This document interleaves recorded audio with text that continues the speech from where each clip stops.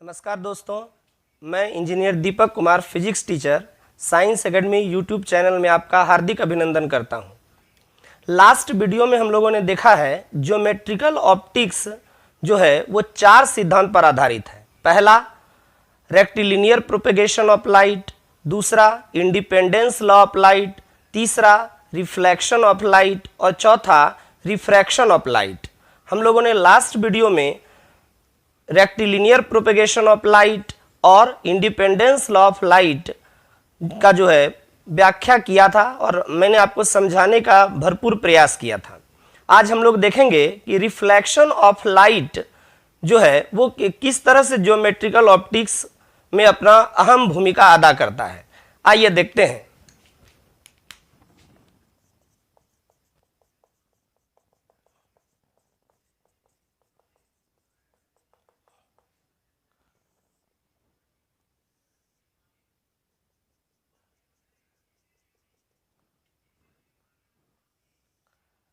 ये एक रिफ्लेक्टर है। रिफ्लेक्टर पर लाइट को इंसिडेंट किया गया है। देखा यह जाता है कि रिफ्लेक्टर से टकराने के बाद लाइट उसी मीडियम में फिर से वापस लौट जाती है। ये हमारा नॉर्मल है, ये हमारा रिफ्लेक्टर है, ये हमारा इंसिडेंट लाइट है, ये हमारा रिफ्लेक्टेड लाइट है। एक चीज मैं यहां बताना चाहूंगा, क्योंकि आप 12 के स्टूडेंट हैं, आगे आप जेईई मेन जेईई एडवांस की तैयारी करेंगे, नीट की तैयारी करेंगे। एक चीज आप दिमाग में हमेशा रखिएगा जब भी ऑप्टिक्स पढ़िएगा कि लाइट का मतलब केवल रे नहीं समझना है। आपके दिमाग में, आप चाहे ज्योमेट्रिकल ऑप्टिक्स पढ़ रहे हो, आप चाहे वेब ऑप्टिक्स पढ़ रहे हो, या फिर आप चाहे क्वांटम ऑप्टिक्स क्यों नहीं पढ़ रहे हो, इस बात का आपको ध्यान रखना है कि रे, वेव, फोटोन ये केवल एक इमेजिन है। ये जो है एक कल्पना कहिए जिसके आधार पर हम लाइट को पढ़ते हैं। तो आप एक साइंस के स्टूडेंट हैं, आपको ये हमेशा दिमाग में रखना है कि लाइट वो रे हो सकता है, वेब के रूप में हो सकता है, फोटोन के रूप में हो सकता है। तो जब भी आप रिफ्लेक्शन पढ़ें तो आप सबको एक साथ देखें। ऐसा नहीं कि वेव मानकर आप जो है फिर वेब ऑप्टिक्स में रिफ्लेक्शन की बात करेंगे। जेईई मेन आपसे ये उम्मीद करता है कि आप सब चीज एक ही साथ कंक्रीट करके आप समझें, बात को समझें। आइए यहां पर, इसलिए मैं इंसिडेंट रे नहीं लिखकर इंसिडेंट लाइट लिखा हूं। क्यों? क्योंकि वेव के लिए भी रिफ्लेक्शन लागू होगा। अगर आप लाइट को फोटोन के रूप में देखेंगे, वहां पर भी जो है आपका रिफ्लेक्शन का प्रोसेस लागू होगा। इसलिए केवल इंसिडेंट रे लिखना अब मेरे हिसाब से उचित नहीं है। 10th तक आप ऐसा करते थे तो ठीक है, लेकिन यहां पर आपको दिमाग में रखना है इंसिडेंट लाइट और यहां रिफ्लेक्टेड लाइट। रिफ्लेक्शन का जो है ये आप तो जानते ही हैं कि जब भी किसी रिफ्लेक्टर पर लाइट को इंसिडेंट किया जाता है तो रिफ्लेक्टर से टकराने के बाद लाइट उसी मीडियम में वापस लौट जाती है। यही प्रोसेस रिफ्लेक्शन है। लेकिन फिर से मैं कहूंगा कि 12 और फिर इसके आगे अगर आप तैयारी करना चाहते हैं तो केवल परिभाषा से काम आपका नहीं चलेगा। आपको समझना होगा कि यह रिफ्लेक्शन आपको समझाना क्या चाह रहा है। तो हम देखते हैं यहां पर कि हमको यह समझाना क्या चाह रहा है। तो रिफ्लेक्शन के प्रोसेस में एक बात बार बार कहा जाता है कि उसी मीडियम में वापस लौट जा रही है लाइट रे। इसका मतलब हुआ कि यहां पर रिफ्लेक्शन के प्रोसेस में मीडियम चेंज नहीं हो रहा है। कभी भी केवल परिभाषा आप नहीं याद करेंगे। मैं तो कहता हूं कि परिभाषा का कोई महत्व ही नहीं है यहां फिजिक्स में या रिफ्लेक्शन में या रिफ्रैक्शन के प्रोसेस में या कहीं भी। उस परिभाषा में क्या छिपा हुआ है, उस डिफिनेशन में क्या छुपा हुआ है, उसको समझना ही फिजिक्स है। आइए, तो यहां पर हम देख रहे हैं कि मीडियम में कोई परिवर्तन नहीं हो रहा है। तो मीडियम में जब कोई परिवर्तन नहीं हो रहा है, इसका मतलब है कि इंसिडेंट लाइट का जो वेलोसिटी होगा वही रिफ्लेक्टेड लाइट की भी वेलोसिटी होगी। इसका मतलब है कि इंसिडेंट लाइट का जो वेलोसिटी है वही रिफ्लेक्टेड लाइट की भी वेलोसिटी होगी। मतलब रिफ्लेक्शन के प्रोसेस में वेलोसिटी भी चेंज नहीं होगा लाइट का। अगर इंसिडेंट लाइट एयर में है तो रिफ्लेक्टेड लाइट भी एयर में होगा। इस दौरान इंसिडेंट लाइट की वेलोसिटी हमको पता है 3 × 10⁸ मीटर प्रति सेकेंड। तो रिफ्लेक्टेड लाइट की भी हमारी वेलोसिटी हो गई 3 × 10⁸ मीटर प्रति सेकेंड। मतलब यहां भी एयर मीडियम तो यहां भी एयर मीडियम, मीडियम का परिवर्तन नहीं हो रहा है। अगर इंसिडेंट लाइट वाटर मीडियम में है तो रिफ्लेक्टेड लाइट भी वाटर मीडियम में होगा। मतलब अगर इंसिडेंट लाइट वाटर में है तो इसकी वेलोसिटी होगी 2.25 × 10⁸ मीटर प्रति सेकेंड, और रिफ्लेक्टेड लाइट की भी वेलोसिटी इस हिसाब से हो जाएगी 2.25 × 10⁸ मीटर प्रति सेकेंड। इसी तरह से अगर इंसिडेंट लाइट हमारा ग्लास मीडियम में है तो रिफ्लेक्टेड लाइट भी हमारा ग्लास मीडियम में होगा। मतलब इंसिडेंट लाइट की अगर वेलोसिटी ग्लास मीडियम में है तो 2 × 10⁸ मीटर प्रति सेकेंड, तो रिफ्लेक्टेड लाइट की भी वेलोसिटी इस केस में हो जाएगी 2 × 10⁸ मीटर प्रति सेकेंड। कहने का मेरा मतलब है कि रिफ्लेक्शन के प्रोसेस में वेलोसिटी भी चेंज नहीं होगा। अब सवाल है कि जब वेलोसिटी चेंज नहीं हो रहा है इसका मतलब वेवलेंथ भी चेंज नहीं होगा। अभी मैंने आपको तुरंत बताया है कि जब भी आप ज्योमेट्रिकल ऑप्टिक्स पढ़ें, वेव ऑप्टिक्स पढ़ें या कोई भी ऑप्टिक्स पढ़ें, दिमाग में यह कभी मत रखिए कि लाइट का मतलब रे, दिमाग में कभी मत ये रखिए कि लाइट का मतलब वेव, दिमाग में ये कभी मत रखिए कि लाइट का मतलब फोटोन। आपको दिमाग में सब बात आपका चलना चाहिए और सोच जो है आपका उस हिसाब से आप उस टॉपिक पर आप सोचें। सोचना बहुत जरूरी है। साइंस का कहता ही हमको है कि आप क्या समझ सकते हैं। याद रखिएगा इंजीनियरिंग या मेडिकल में जो क्वेश्चन आता है जहां से आपका बुक समाप्त होता है वहीं से क्वेश्चन सेट करने वाले का दिमाग चलता है। इसलिए आपको अगर सही में जेईई मेन, जेईई एडवांस या नीट क्रैक करना है तो आपको समझना पड़ेगा। एक बात मैं और कहना चाहता हूं कि छोटे छोटे बातों से ही बड़ा बात बनता है। कभी भी आगे मैं आपको बताऊंगा किस तरह रिफ्लेक्शन से क्वेश्चन आ सकता है ऐसा जो कि बच्चे को अचंभित कर सकता है। इसलिए केवल आप पढ़े नहीं, जो टॉपिक आप पढ़ रहे हैं उसमें सोचें कि क्या हो सकता है। तो आइए हम लोग देखते हैं। यहां वेवलेंथ भी चेंज नहीं होगा। कहने का मतलब है कि अगर इंसिडेंट लाइट का हमारा वेवलेंथ 4500 एंगस्ट्रम है तो रिफ्लेक्टेड लाइट का भी हमारा वेवलेंथ 4500 एंगस्ट्रम होगा। इंसिडेंट लाइट का वेवलेंथ अगर 6000 एंगस्ट्रम है तो रिफ्लेक्टेड लाइट का भी वेवलेंथ हमारा 6000 एंगस्ट्रम होगा। इंसिडेंट लाइट का वेवलेंथ अगर 6300 एंगस्ट्रम है तो रिफ्लेक्टेड लाइट का भी वेवलेंथ हमारा 6300 एंगस्ट्रम होगा। इंसिडेंट लाइट का वेवलेंथ अगर 7000 एंगस्ट्रम है तो रिफ्लेक्टेड लाइट का भी वेवलेंथ हमारा 7000 एंगस्ट्रम होगा। अब सवाल है कि वेवलेंथ अगर हमारा नहीं बदल रहा है तो हम तो एक फॉर्मूला पढ़े हैं 10th में भी, F = c/λ, जहां c है वेलोसिटी और लैम्डा है वेवलेंथ। तो जब ये नहीं बदल रहा है और ये भी नहीं बदल रहा है, वेलोसिटी भी नहीं बदल रहा है, इसका मतलब फ्रीक्वेंसी भी नहीं बदलेगा। इसका मतलब है कि रिफ्लेक्शन के प्रोसेस में लाइट की फ्रीक्वेंसी भी क्या रहेगी, ये कांस्टेंट रहेगी। अब लाइट की फ्रीक्वेंसी अगर कांस्टेंट है तो हम लोग जानते हैं कि फ्रीक्वेंसी पर ही कलर निर्भर करता है। इसका मतलब है कि कलर में भी किसी तरह का कोई परिवर्तन नहीं होगा। इसका मतलब हुआ कि रिफ्लेक्शन के प्रोसेस में ये जो 5 टर्म है ये नहीं बदलेगा। कौन कौन? तो मीडियम नहीं बदलेगा। मीडियम के नहीं बदलने के वजह से लाइट की वेलोसिटी नहीं बदलेगी। लाइट के वेलोसिटी के नहीं बदलने से वेवलेंथ में कोई बदलाव नहीं होगा। वेवलेंथ के नहीं बदलने के कारण इस फॉर्मूला के आधार पर हम लोग समझ रहे हैं फ्रीक्वेंसी में कोई परिवर्तन नहीं आएगी। और जब फ्रीक्वेंसी में कोई परिवर्तन नहीं आएगी इसका मतलब कलर भी नहीं बदलेगा। कहने का मेरा अर्थ यह हुआ कि अगर हम यहां पर रेड कलर के लाइट को इंसिडेंट कर रहे हैं तो रिफ्लेक्टेड लाइट भी रेड ही मिलेगा। इंसिडेंट लाइट अगर हम ब्लू कलर का इंसिडेंट कर रहे हैं तो रिफ्लेक्टेड लाइट भी ब्लू कलर का ही हमको मिलेगा।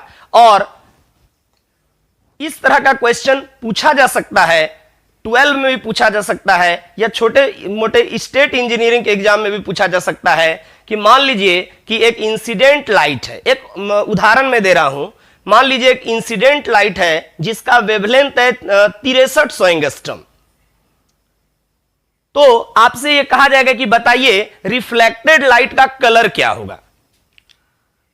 मतलब आपको दे दिया गया है वेवलेंथ और आपसे पूछा जा रहा है कि कलर क्या है। तो आप याद रखेंगे एक बात, कलर का VIBGYOR,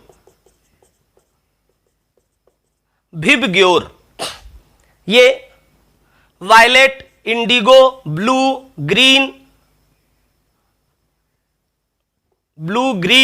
orange, VIBGYOR green, yellow, orange, red. आप याद रखेंगे वायलेट का 4000 एंगस्ट्रम से लेकर 4500 एंगस्ट्रम तक। इंडिगो और ब्लू, इसको एक ही माना जाता है। जब भी स्टडी किया जाता है तो इंडिगो और ब्लू को रखा जाता है 4500 एंगस्ट्रम से 5000 एंगस्ट्रम के बीच। ग्रीन का जो कलर ये देखा जाता, इसको रखा जाता है 5000 एंगस्ट्रम से 5500 एंगस्ट्रम के बीच। येलो को जो रखा जाता है, यह रखा जाता है 5500 एंगस्ट्रम से 6000 एंगस्ट्रम के बीच। ऑरेंज को जो रखा जाता है, यह रखा जाता है 6000 एंगस्ट्रम से 6500 एंगस्ट्रम के बीच। और रेड को जो रखा जाता है वो 6500 एंगस्ट्रम से 7000 एंगस्ट्रम के बीच। आप इसको एक बार देख लेंगे फिर से। वायलेट का रेंज क्या है वेवलेंथ का? 4000 एंगस्ट्रम से 4500 एंगस्ट्रम के बीच। इंडिगो और ब्लू का रेंज क्या है? 4500 एंगस्ट्रम से 5000 एंगस्ट्रम के बीच। इंडिगो और ब्लू इसको एक ही माना जाता है। ये ग्रीन का रखा जाता है 5000 एंगस्ट्रम से 5500 एंगस्ट्रम के बीच। और येलो का 5500 एंगस्ट्रम से 6000 एंगस्ट्रम के बीच। ऑरेंज का 6000 एंगस्ट्रम से 6500 एंगस्ट्रम के बीच। और रेड का 6500 एंगस्ट्रम से 7000 एंगस्ट्रम के बीच। तो फिर से हम एक बार क्वेश्चन पर आते हैं। मेरा क्वेश्चन ये था कि इंसिडेंट लाइट को 6300 जो इंसिडेंट लाइट है उसका वेवलेंथ है 6300 एंगस्ट्रम। आपसे क्वेश्चन था रिफ्लेक्टेड लाइट किस कलर का मिलेगा। तो आप देखिए 6300 एंगस्ट्रम 6000 एंगस्ट्रम से 6500 एंगस्ट्रम के बीच लाई कर रहा है। इट मींस हमारा इंसिडेंट लाइट का कलर ऑरेंज था। मतलब ऑरेंज है और रिफ्लेक्शन के प्रोसेस में कलर चेंज नहीं होता है। इसका मतलब यह हुआ कि रिफ्लेक्टेड लाइट भी हमारा ऑरेंज कलर का ही होगा। इस तरह के क्वेश्चंस नीट में अक्सर हमको देखने को मिलता है। इंजीनियरिंग में तो इतना आसान क्वेश्चन नहीं पूछा जाता है, लेकिन मेडिकल में ऐसे क्वेश्चन की भरमार रहती है। आप इस बात को ध्यान से देखिएगा। रिफ्लेक्शन के प्रोसेस में ये पांचों आप चाहे तो नोट भी कर सकते हैं। मीडियम नहीं बदलेगा, वेलोसिटी नहीं बदलेगा, वेवलेंथ नहीं बदलेगा, फ्रीक्वेंसी नहीं बदलेगा, कलर नहीं बदलेगा। इसी तरह से आपसे क्वेश्चन पूछा जा सकता है कि मान लीजिए इंसिडेंट लाइट है जिसका कलर है 42, जिसका वेवलेंथ है 4200 एंगस्ट्रम। तो बताइए रिफ्लेक्टेड लाइट का कलर क्या होगा। तो आपको यहां याद रखना है 4200 एंगस्ट्रम का मतलब वायलेट है। तो इंसिडेंट लाइट अगर वायलेट है तो रिफ्लेक्शन के प्रोसेस में कलर नहीं बदलेगा, तो रिफ्लेक्टेड लाइट का भी कलर हो जाएगा वायलेट। अब हम लोग आगे चलते हैं। अब सवाल है कि मीडियम तो बदल गया, मीडियम तो बदल गया, नहीं बदला, वेलोसिटी नहीं बदला, वेवलेंथ नहीं बदला, फ्रीक्वेंसी नहीं बदला, कलर नहीं बदला। तो सवाल है कि क्या रिफ्लेक्शन में कुछ बदलेगा भी? क्या कोई ऐसा भी फिजिकल क्वांटिटी है जो रिफ्लेक्शन के प्रोसेस में चेंज होगा? आइए हम लोग इस पर विचार करते हैं।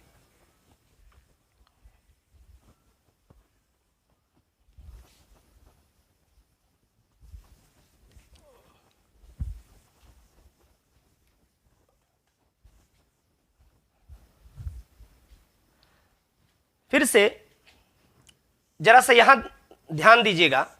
ये एक रिफ्लेक्टर है और लाइट को हम इंसिडेंट कर दिए और ये रिफ्लेक्टेड लाइट मिला। फिर से ये हमारा इंसिडेंट लाइट हुआ, ये हमारा रिफ्लेक्टेड लाइट हुआ।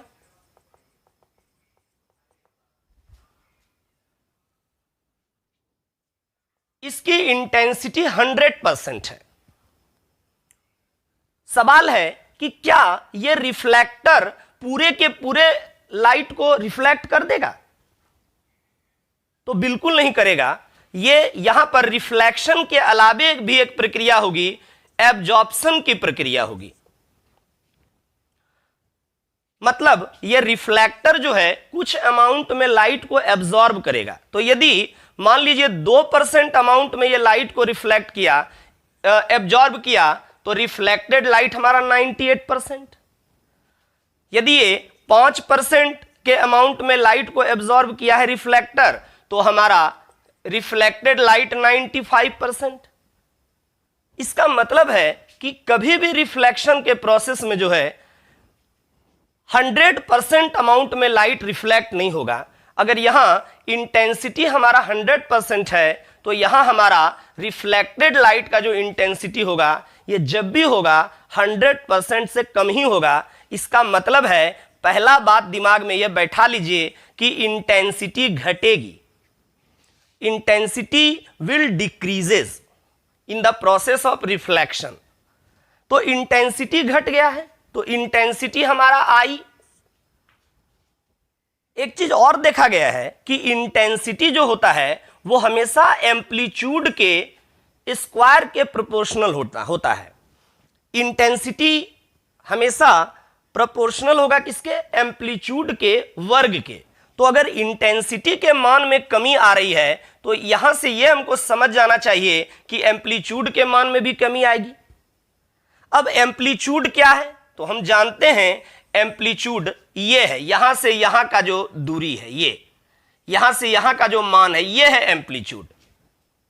इसका मतलब है कि रिफ्लेक्शन के प्रोसेस में हमारा इंटेंसिटी और एम्पलीट्यूड दोनों घटेगा। मतलब अगर इंसिडेंट लाइट में ये अगर 5 मिलीमीटर एम्पलीट्यूड है, तो ये क्लियर समझ लीजिए कि रिफ्लेक्टेड लाइट जो हमको मिलेगा उसमें एम्पलीट्यूड 5 मिलीमीटर नहीं होगा। अगर इंसिडेंट लाइट में हमारा एम्पलीट्यूड जो है 10 सेंटीमीटर है, तो ये समझ के चलिए कि जो रिफ्लेक्टेड लाइट हमको मिलने वाली है उसका एम्पलीट्यूड 10 सेंटीमीटर नहीं होगा, उससे कम ही होगा। भले कि थोड़ा कम हो, ज्यादा कम हो, यह निर्भर करेगा रिफ्लेक्टर के नेचर पर कि कितना ये एब्जॉर्ब कर रहा है, वो हम लोग आगे बात करेंगे। तो यहां पर यह क्लियर है कि इंटेंसिटी और एम्पलीट्यूड में कमी आएगी। अब एक चीज और जरा सोचिए, यहां पर यह इंसिडेंट लाइट है हमारा और यह रिफ्लेक्टेड लाइट है। तो अगर वेव के रूप में हम देखें तो दो तरह का वेव मेरे दिमाग में चलना चाहिए। एक ये 0 डिग्री फेज वाला वेव और ये 180 डिग्री फेज वाला वेव। ये हमेशा याद रखिएगा, इंसिडेंट लाइट और रिफ्लेक्टेड लाइट के फेज में 180 डिग्री का अंतर होगा हमेशा।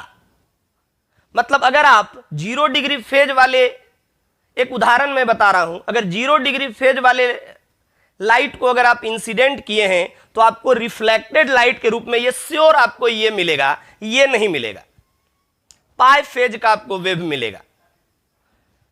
अगर आप पाई फेज के लाइट को अगर आप इंसिडेंट किए हैं, तो रिफ्लेक्टेड लाइट के रूप में आपको 0 डिग्री फेज का वेव मिलेगा। ये आप समझ लीजिए। तो यहां से समझ में ये आपको आ गया होगा कि रिफ्लेक्शन के प्रोसेस में इंटेंसिटी घटेगी, एम्पलीट्यूड घटेगी और फेज में परिवर्तन होगा। फेज में परिवर्तन होगा। और फेज में कितने से परिवर्तन होगा बाबू? तो फेज में परिवर्तन होगा पाई से। इसको एकदम रट्टा मार जाइए, दिमाग में इसको छाप लीजिए।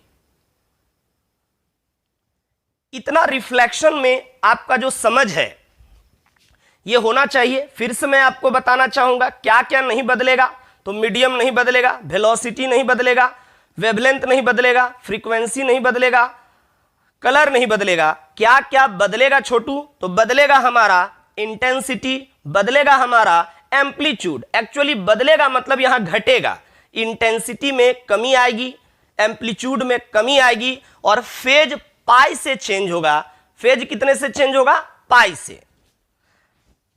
अब इतना जो हम लोग बात किए तो सवाल ये उठता है कि क्या यहां से क्वेश्चन भी बन सकता है? तो बिल्कुल बनेगा, आता भी है आपके एग्जाम में। 12 में नहीं आता है, लेकिन जेई इंजीनियरिंग जो स्टेट इंजीनियरिंग होता है और जो नीट की एग्जाम होती है वहां पर तो ऐसे छोटे छोटे क्वेश्चन बहुत देखे जाते हैं।